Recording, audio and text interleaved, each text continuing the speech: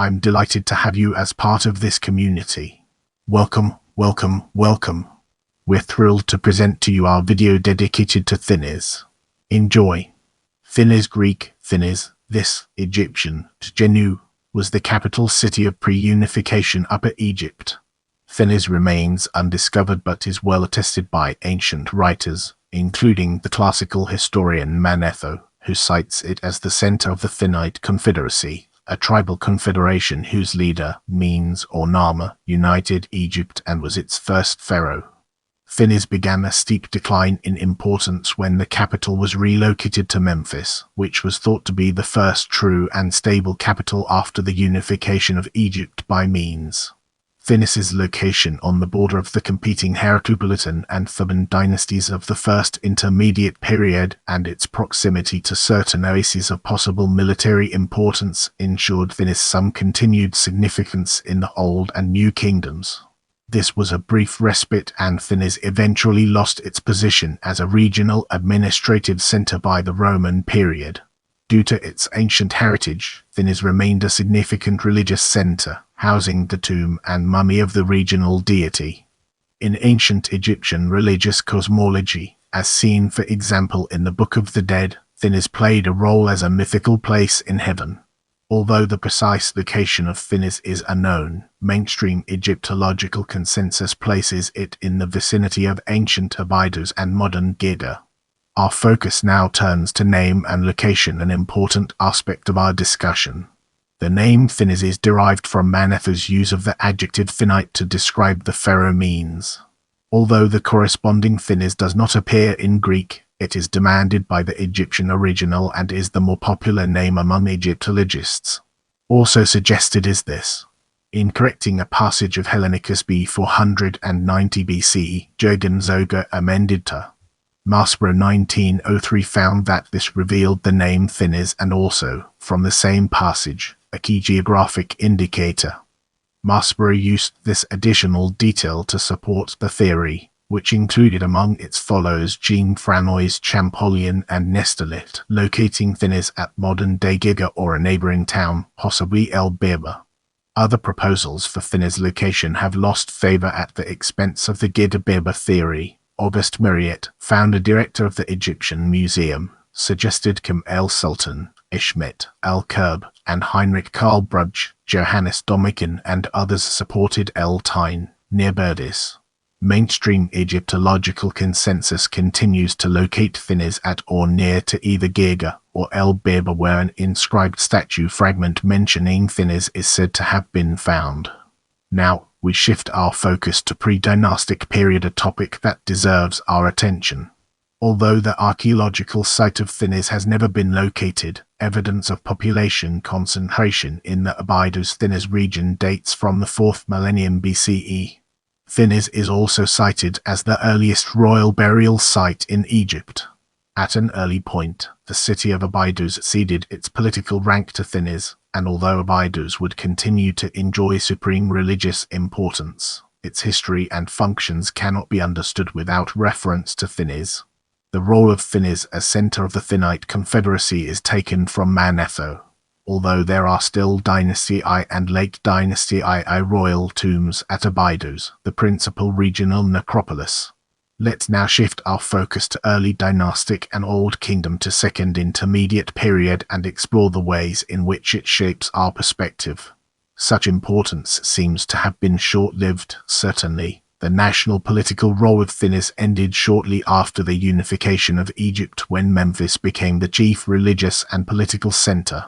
Nonetheless, Thinis retained its regional significance. During Dynasty V, it was the probable seat of the overseer of Upper Egypt, an administrative official with responsibility for the Nile Valley south of the Delta, and throughout antiquity it was the eponymous capital of Nome Vii of Upper Egypt and seat of its nomarch.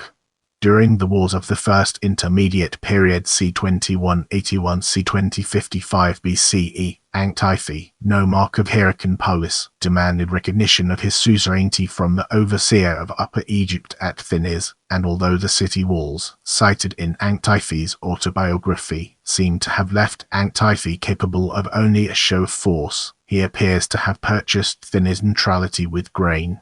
Following Antithi's death, Thinis was the northernmost known to fall under the sway of Intiftu, pharaoh of the Theban dynasty xic 2118 c 2069 BCE. Progress north by the Theban armies was halted by Kheti III, pharaoh of the Heracleopolitan dynasty IX, in a battle at Thinis itself that is recorded in the teaching for King Merikara, and, throughout Intifi's later years, his war against the Heracleopolitans and their allies, the nomarchs of Asiut, was waged in the land between Thinis and Asiut. As Thebes began to gain the upper hand, Menshihot IC 2061 c 2010 BCE, during his campaign of reunification, brought Thinis, which had been in revolt, possibly at Heracleopolitan instigation and certainly with the support of an army under the command of the nomarch of Asiut, firmly under his control. During the Second Intermediate Period c. 18th century BCE, Thinis may have experienced resurgent autonomy. Reholt 1997 proposes that the Abydos dynasty of kings might better be called the Thinite dynasty and that, in any event, their royal seat was likely at Thinis, already a known capital. Now, let's redirect our focus towards New Kingdom and Late Period and discover its significance in our narrative. The city's steady decline appears to have halted briefly during Dynasty XVIIIC 1550 c. 1292 BCE, when Thinis enjoyed renewed prominence, based on its geographical connection to various oases of possible military importance. Certainly, the office of mayor of Thinis was occupied by several notable New Kingdom figures, Setepi who participated in the construction of an obelisk for Hatshepsut and was himself subject of an exemplary block statue, the herald Intef, an indispensable member of the royal household and the travelling companion of Thutmose III, and Min, tutor to the prince Amenhotep III. Nonetheless, Thinis had declined to a settlement of little significance by the historic period. The misleading reference on a 7th century BCE Assyrian stele to Nesbembu, king of Thinis, is nothing more than a reflection of Assyrian ignorance of the subtlety of the Egyptian political hierarchy. Certainly, by the Roman period, Thinis had been supplanted as capital of its nome by Ptolemies, perhaps even as early as that city's foundation by Ptolemy I. Now, let's dig deeper into religion and unveil the hidden treasures it holds within. As each nome was home to the tomb and mummy of its dead nome god, so at Thinis was the temple and last resting place of Anhur, whose epithets included Bull of Thinis, worshipped after his death as Kentia Menshu, and who, as nome god, was placed at the head of the local Enid. The high priest of the temple of Anhur at Thinis was called the first prophet, or chief of seers, a title that Maspero 1903 suggests is a reflection of Thinis' decline in status as a city. One such chief of seers, Anhur-Mose, who died in the reign of Manetho c. 1213 c. 1203 BCE, broke with the tradition of his New Kingdom predecessors, who were buried at Abydos, and was laid to rest at Thinis itself.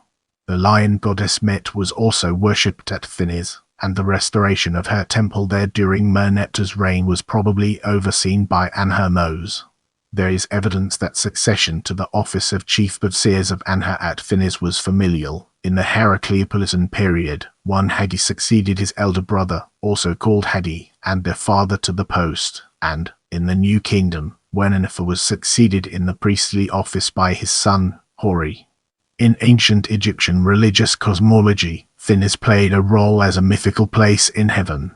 In particular, as set out in the Book of the Dead, its eschatological significance can be seen in certain rituals. When the god Osiris triumphs, joy goeth its round in Thinis, a reference to the celestial Thinis rather than the earthly city. Remember to follow me on social media for behind-the-scenes content and updates.